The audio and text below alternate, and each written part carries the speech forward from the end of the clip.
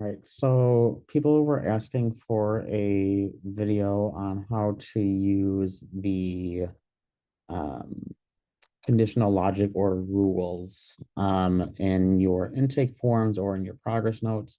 So I'm going to do a quick video and show you how to do that both with your intake questionnaires and with a progress note or a provider note.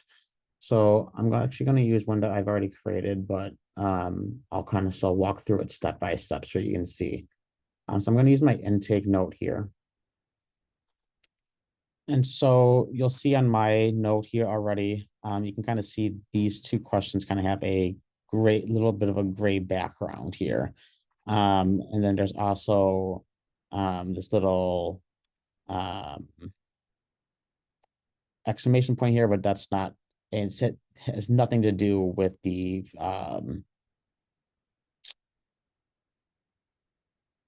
rules or conditional logic that we're going to create. So the two questions that I have here right now is based off of this question here. So I'm asking my clients what kind of how they're paying for their sessions. So I have insurance, private pay, and an EAP. I do have the question marked as required. And then what I do is I'm going to go here to this little settings button here, and then I'm going to click on rules or conditional logic, is another word that I use. And as you can see here, excuse me, I already have these conditional logic rules set up already, but again, I'm still going to walk through them step by step. So let's go through this first one here. So what you're going to do when this first pops up is you're going to choose what question you're basing your conditional logic on. One thing to note with this is you can use the question type mixed controls as your starting question, but you cannot do conditional logic or rules within a mixed controls at right now. So you can have a question as a mixed control to base the logic off of, but you cannot have it show up within the mixed controls itself. So you can have it linked to another question besides that. So, for example, if this was a mixed control here, okay, that's not a great example. If I were to use something like this here, actually, let me find a good example. Um,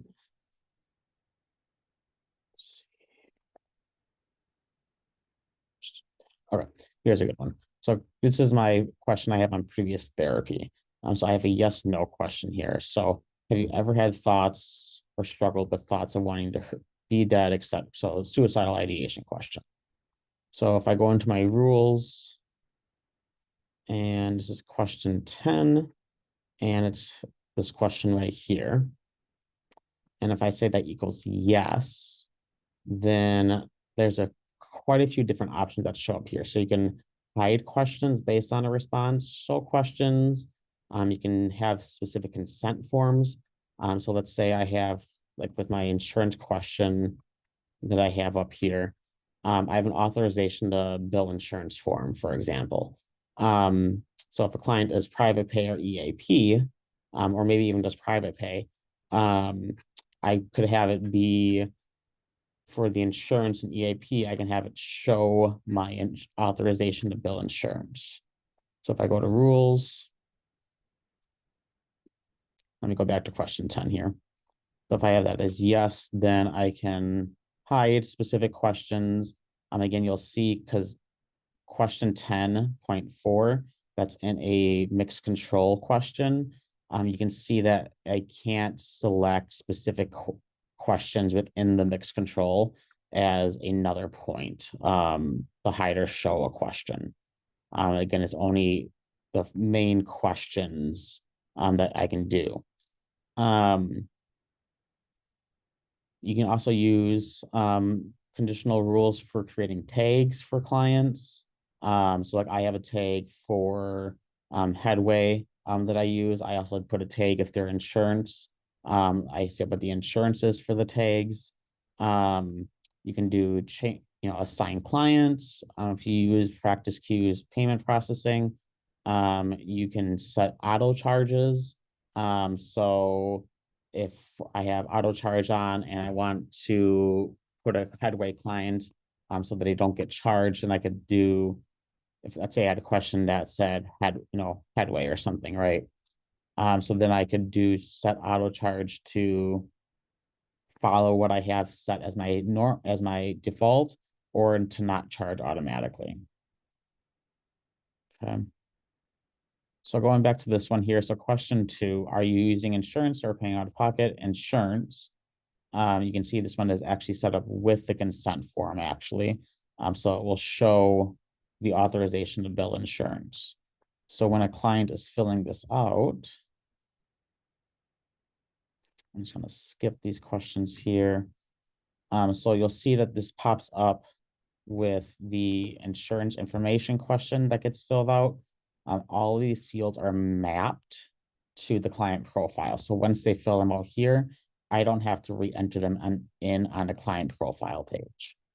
I also have it so that they're required to upload a copy of their insurance card as well. And again, that was a conditional question. So if I do private pay, you'll see not required. EAP, those 2 questions aren't required. So we're going to stick with insurance now for this question.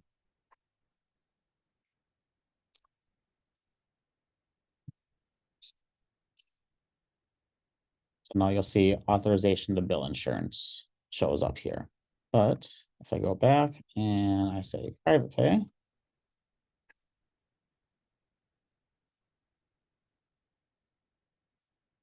you'll see that's no longer required here. Another way that I do this is, let's say you want to, in your progress note, so I have this actually set up in here for me. So session information. So if it was an in-person or telehealth session, I have a conditional logic set up for that. And again, you can kind of see there's this light gray background on this question here. And on the side, it's grayed right there too. And if I click on that, it says this question is hidden. So again, what I would do rules. You can see if question 3.3 is session modality is telehealth, then I have the question number 4, telehealth information, show up. And then I also have a question on my risk assessment. So if suicidal ideation or self-harming behaviors are checked, then I have the conditional logic set up to do a brief Columbia suicide severity rating scale as well. So again, let's look at what that looks like in practice. So telehealth, you can see telehealth information shows up. It's in person, doesn't show up. And then if I do risk assessment, so none. If I say suicidal ideation, comes up with the Columbia. If I do self-harming, Columbia. Homicidal ideation does obviously not going to be something that's measured by the Columbia, so I don't have that come up for that question, for that response. So that's how you use the conditional logic. Another one that you can do that is helpful, especially mental health. Let's say that as part of my session, I want to administer the GAD-7, for example. So let me go ahead. I'm just going to duplicate this really quick here.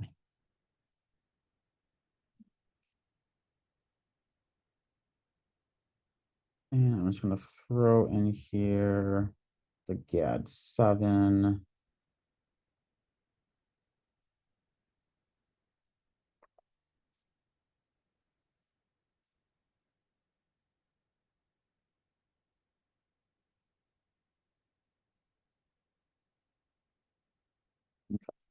So what I did is I just copied over the GAD-7 into my progress note. So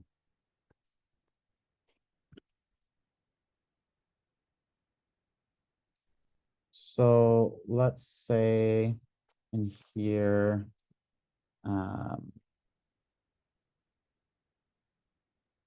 assessments administered for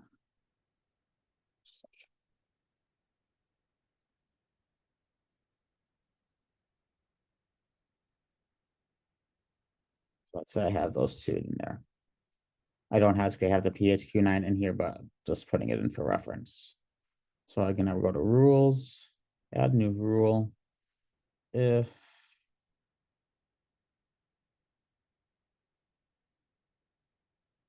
let's see here.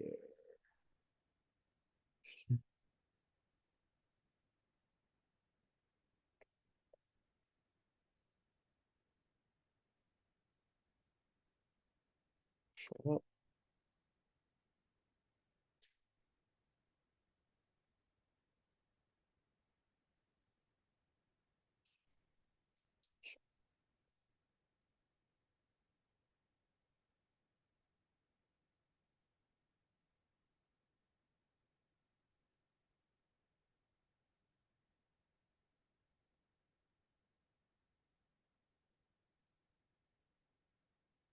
See why that's not showing up here.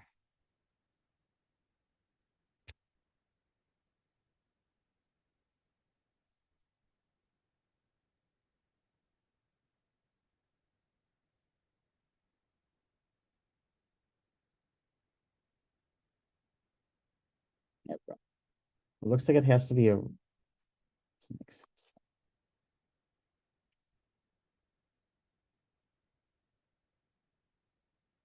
Okay, so if you're using the mixed control type question, it needs to be a radio button. It cannot be a checkbox. The only way that can be a checkbox is if you are doing multiple choice with multiple answers. Otherwise, with mixed control, it has to be a radio button. Rules. And now you'll see question 10.3 here. If that equals G87, I'm going to show question 11. Save. And let's go ahead and refresh this.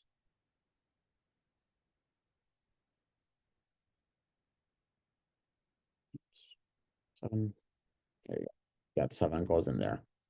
Okay, don't select that. PHQ9. So the only issue that would be with this, if you do it on a mixed control, is you can't have multiple selected. So if you do a PHQ9 and a GAD7, then you can't have both in a mixed control. But way that you would go around that, just kind of a couple of things that might work here. One would be to add a new question. So you can change assessments administered during session. You can do yes, no. And then you can do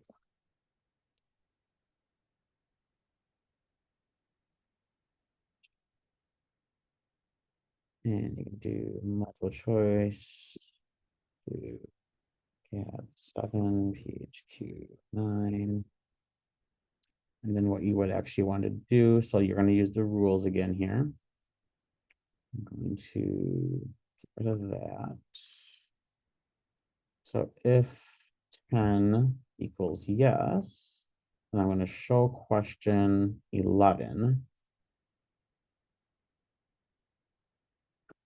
And then what I want to do is, so seeing I have a question that leads into another question, I'm going to use this number 10 here again. If it's no, then I'm going to hide questions. So I'm going to hide 11 and 12. Because if it's no, then I don't want either of those questions to show up. And then if question 11 equals GAD7, I'm going to show question 12. Save and refresh. So you should see here that those two questions are both not here right now because there's no answer selected here. If I say yes, and then I do get 7, boom, the question comes up. If I say no, question goes away. If I do PHQ9, nothing comes up. Now I could add the into PHQ9 and then use the same exact steps that I just used. So let's do an example. Let me duplicate that and change this to PHQ9. It's not actually the PHQ9, but I'm just doing it as an example. Rules, assessments administered, PHQ9, show questions, well, 13.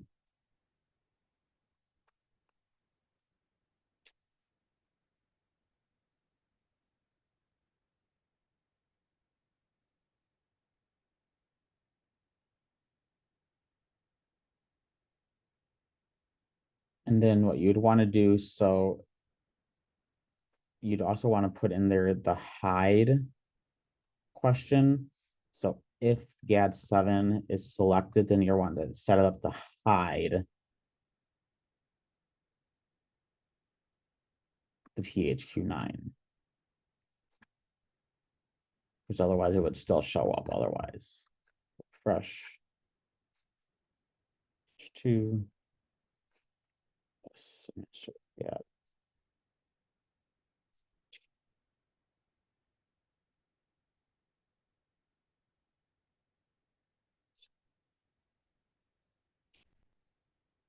Now, if I didn't have that hide question on here, so let's go ahead and get rid of that.